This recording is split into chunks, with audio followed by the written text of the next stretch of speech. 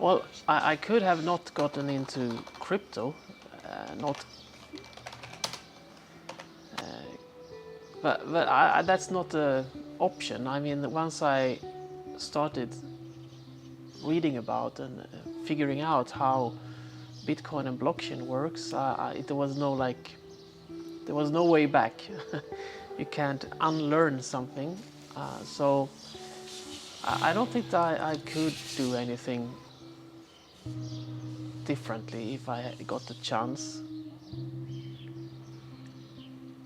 And I'm not sure I wanted to either. I mean, this has been hell the last 5-6 years, and I bet it's going to be for another at least 1 or 2. I mean, even maybe 5 years until I can get back to a normal life.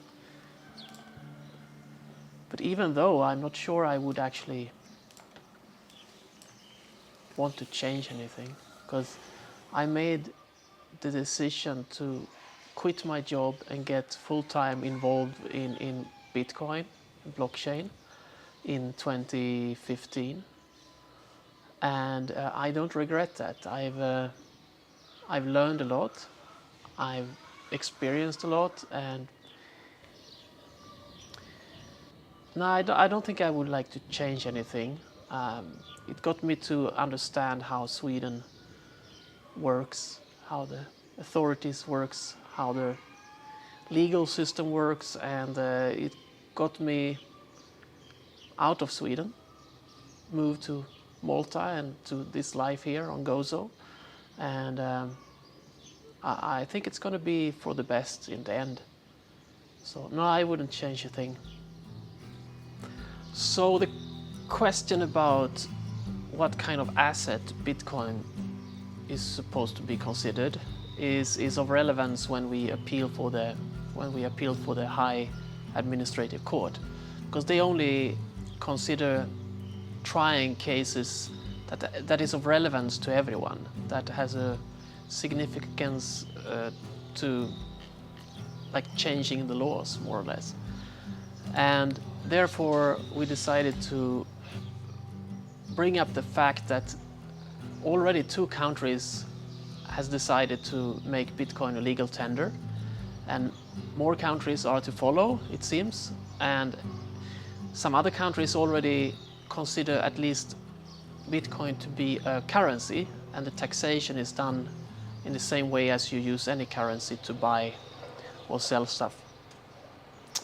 Why this is important in my case is that if Bitcoin would be considered a foreign currency, it would never be possible to consider buying and selling Bitcoin to be a financial business. It's going to be capital gain regardless how much you buy, how much you sell, how often, and to how many different people, and so on.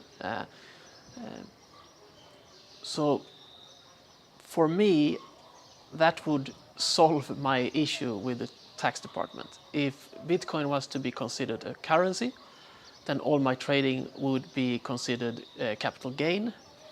The demand or requirements for my documentation would be less.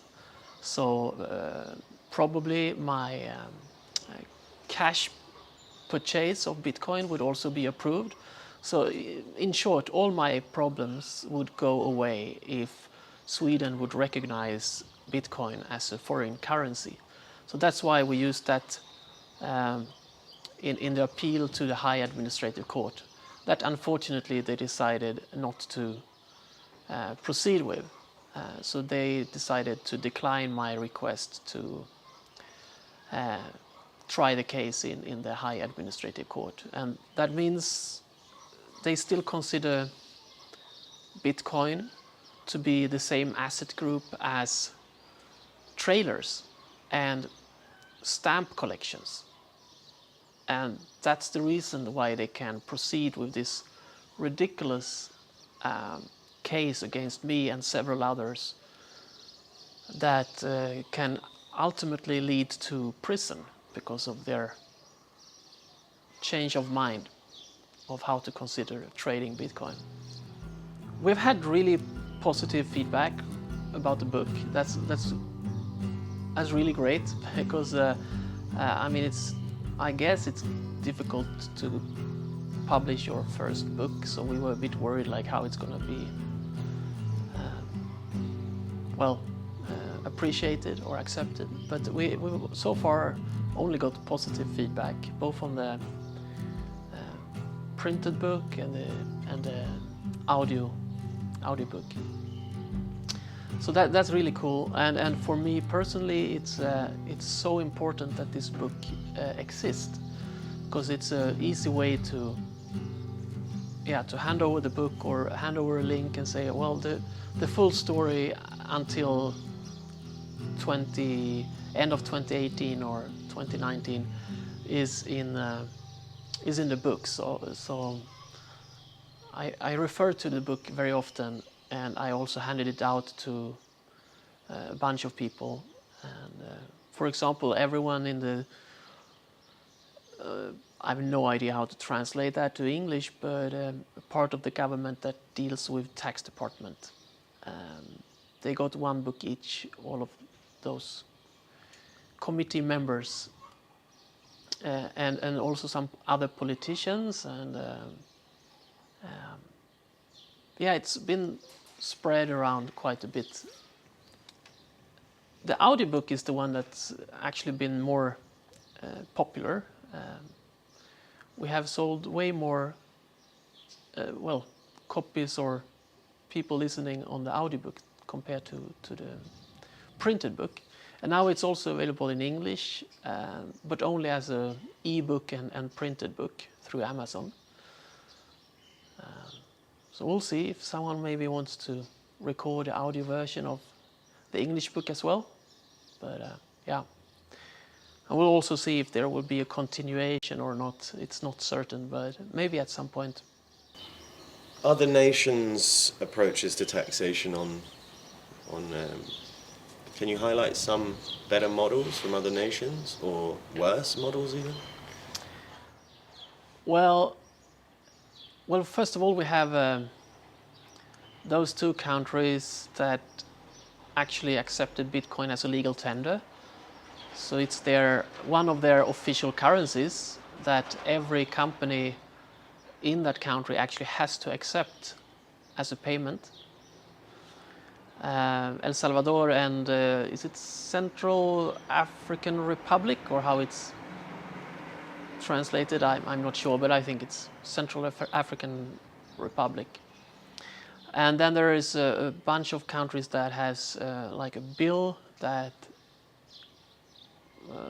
hasn't been, I think, voted on yet. But so there are more countries to come. I'm sure even within 2022 there will be at least one or two more countries making it a legal tender. And even countries that doesn't make it legal tender but simply just accept it as a currency, a foreign currency, that's good enough. That makes it the same method for how to handle investments, purchase, and so with Bitcoin, as if it would have been euro or US dollar or any other foreign currency. And for me, that would have been perfectly fine. That makes sense. I don't think Sweden probably ever will make Bitcoin legal tender, and that's not needed. But at least to accept it as a foreign currency would be a good step forward. And I think that's something that most countries are going to have to do sooner or later. I mean, just look at the small, ridiculous currency as the Swedish crown. I mean, it's only one country in the world where you can use it. And it's like less than 10 million or something that use it. So within the end of this year, there will be more people using Bitcoin as their official currency compared to the Swedish crown. And still the Sweden and the government will continue claiming that the Swedish crown is a real currency, but Bitcoin is not. I mean, it's just ridiculous. Many people are asking about central bank digital currencies, or CBDCs, or whatever it stands for. And to me, it has no relevance in relation to Bitcoin and other, what can I call it, real digital currencies. Only the digital currencies that can reach distributed consensus, that it's fully decentralized, are relevant, according to me. The other types of digital currencies we have already had for many, many years. I mean, we don't have our money in coins and bills today. They are just 1 and 0 on servers of the banks, central banks and the private banks, and that's where you find like most of the money already today as a digital currency, in a sense. So claiming it's based on a blockchain doesn't make a difference. If you have it in SQL database or in a private blockchain or in some other format or other system, it's no difference. It's still centralized, it's still controlled. And the whole point of Bitcoin is that it's decentralized. And as long as the CBDCs are just private chains, there's no difference. It's actually to the worse rather than the better, because you can have further control over CBDC compared to what we have today. Because today at least you can use cash, right? You can withdraw money from an ATM and you can use that as you like. With the CBDC, when everything is digital, every single transaction is going to be traceable, and the money itself can be programmable. So let's say if something happens with a country, something really bad, so the whole country is at risk of bankruptcy. If everything is CBDC, they could simply just program that half of every coin just disappears, just goes to nothing. And in that sense, they have more tools to control a currency once we have CBDCs. So it's giving the state and the government and the central banks even more control than they have today. So it's the total opposite of what Bitcoin is doing. Bitcoin is giving the power or the freedom back to people, and CBDCs are doing the opposite. They are giving even more control and power to the state and the central banks. I wouldn't say life on Malta. We decided specifically to move to Gozo. I mean, Gozo is a part of Malta, but it's a totally different island, and the life here, the tempo, the nature is quite different from Malta. So we really enjoy it here.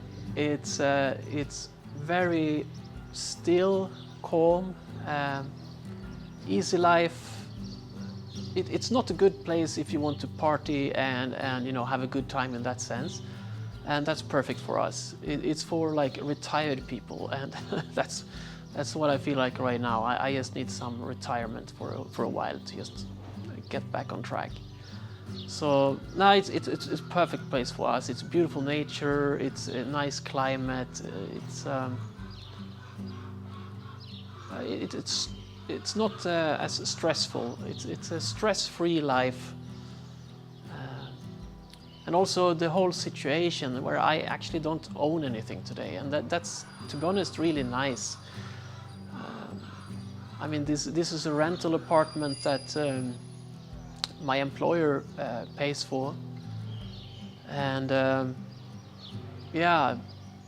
I don't have to worry much because I don't own anything. I have nothing to lose. I just try to enjoy life here on Gozo and make the most of it.